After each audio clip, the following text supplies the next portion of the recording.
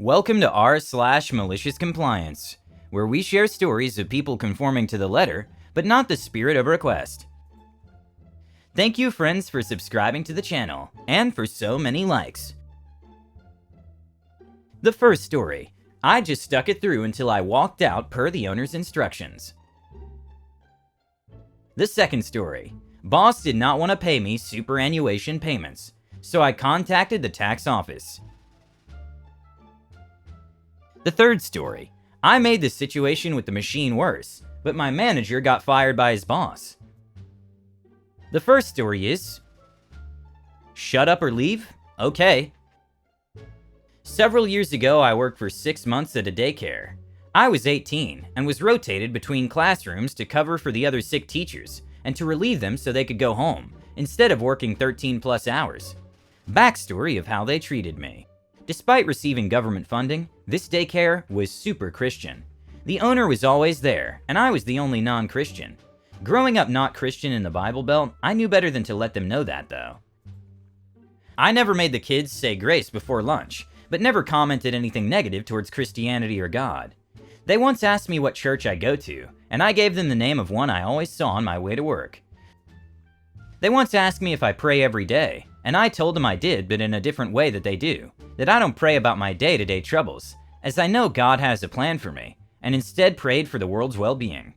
They were horribly harassing me the entire time for not believing in God, the way that they do, the right way, and for being depressed.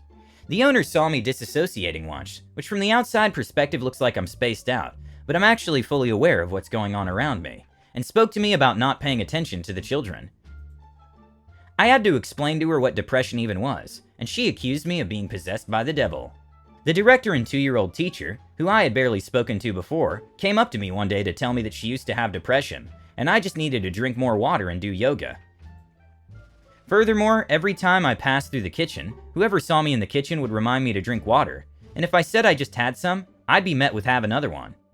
After I started to ignore them and their comments on my appearance, I had blue short hair, and why didn't I grow it out or wear perfume? On Thursdays during nap time, all 6 teachers plus the owner, myself and the other aide like me, who was younger, unmarried, and pregnant, would gather in the office, hold hands, go around one at a time, and tell me what's wrong with me. The cologne instead of perfume I chose to wear made me smell manly. Ignoring their comments, getting on my phone to answer a call from my sister, who I was taking care of by myself around the kids, etc., and then everyone would pray for me. This went on for more than half the time I was there. I had just about had enough because obviously being there only made my depression worse, and the owner got more and more convinced I was possessed by the devil, so she took me out of the classrooms. I was no longer an aide. I was promoted to Education Enrichment Manager. It was a made-up position that did not come with a pay raise, and while I was supposed to remind the teachers to do their monthly certifications, encourage them to go to our state-funded childcare classes and so on, I was never actually given time to do any of this. My new job was essentially being the owner's chauffeur. She was 60 years oldish, and has never had a driver's license or driven a car. She was too scared to ever learn. Despite always being at the facility before, all of a sudden she had a plethora of reasons to be driven around now.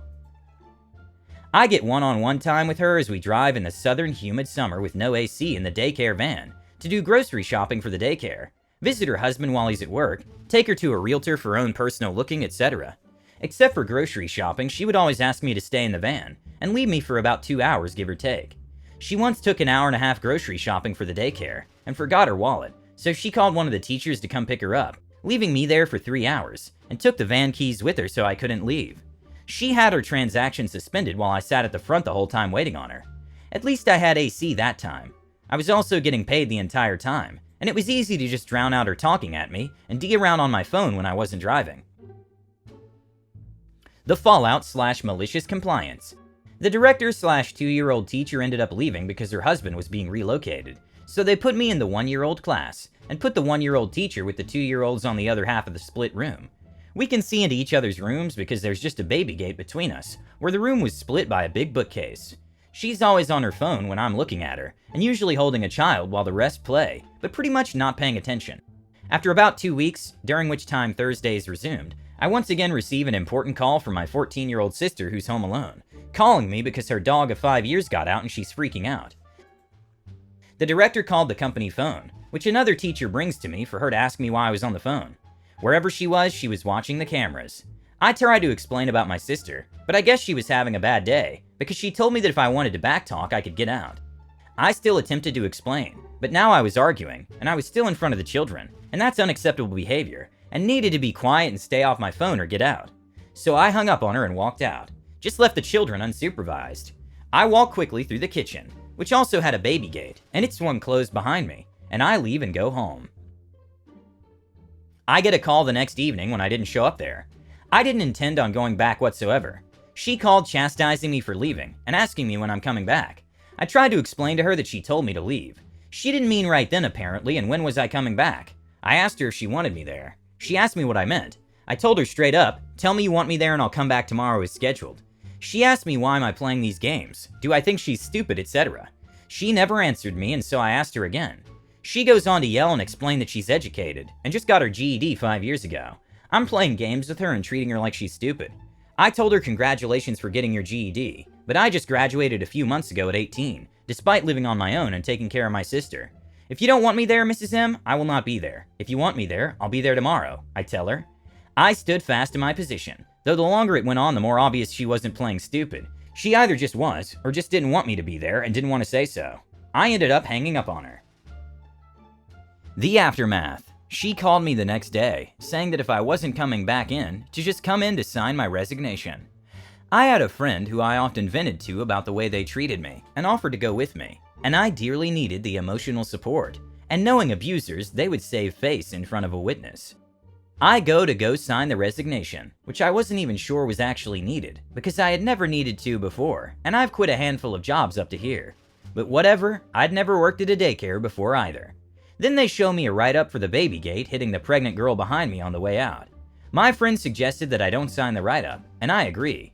What it's needed for if I'm resigning anyway? I didn't do it intentionally either. I didn't even know she was behind me. Also, why didn't she catch it? Whatever, I go and read the resignation, which stated that I was quitting effective immediately without a 2 weeks notice.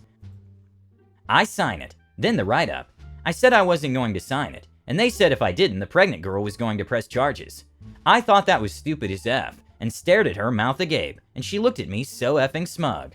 I don't know how they could count that as assault, but I signed it anyway after some arguing, because once again I didn't do it intentionally, and nothing happened to her or the baby. I did however sincerely apologize to her because I genuinely never meant her or her baby any harm. I left and never looked back.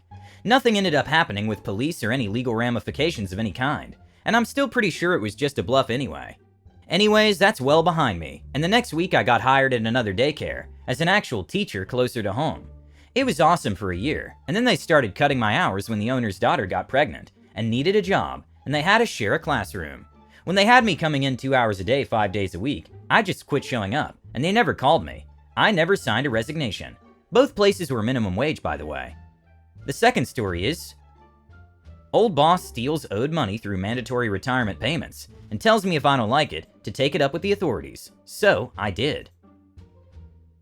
A few years back now, I worked for a smallish locally owned company owned by 2 friends. The company was going strong when I started, but after 10 years there, the place was going downhill fast.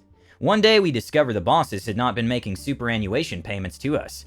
My country required retirement fund that employees and employers are required to pay into for over 2 years, owning tens of thousands over all the employees. This was the final straw for me, and I gave them 2 weeks notice. As I was basically the last manager there, most of the employees also quit with me, and this really peeved me off, the owners who thought I was somehow overreacting. I made them ensure they would pay me what was owed, or I would get the tax agency involved. A few weeks later, I get an email detailing repayments significantly less than what was owed. When I emailed back, they told me they had taken hours I owed in time in lieu, out of what was owed in superannuation, and if I had a problem with that, they would have no issue speaking to the authorities about the hours I stole from them. What annoyed me as well was when we found out they emailed out a Word document statement saying, yeah, it's been a hard while, sorry. We'll pay you back eventually. This, of course, is highly illegal. For one, we had no contract laying out that I would have to replay owed hours.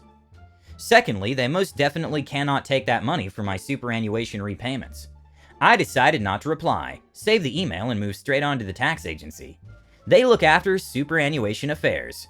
This took a very long time as the process is very slow, but after about a year and several different tax representatives, I one day got a call out of the blue from one of the owners. This was a very angry, threatening call, asking why I had reported them to the tax agency, and why I was determined to ruin their lives. I told him exactly why I did it, and that he reaped what he sowed. A few days later, I get an email from the tax agency telling me they'll be repaying all that was owed, plus interest accrued over the now 3+ years they didn't pay. They would have also been put on a blacklist of employers had they not sold the business a few months after we left. For more background, after I quit, I took 2 weeks off to be alone with my thoughts and relax for a bit before accepting one of the many job offers I received once my departure had been made public in our industry.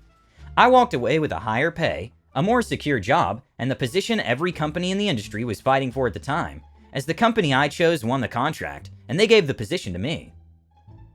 The last story is, a machine at the grocery store I work in malfunctioned.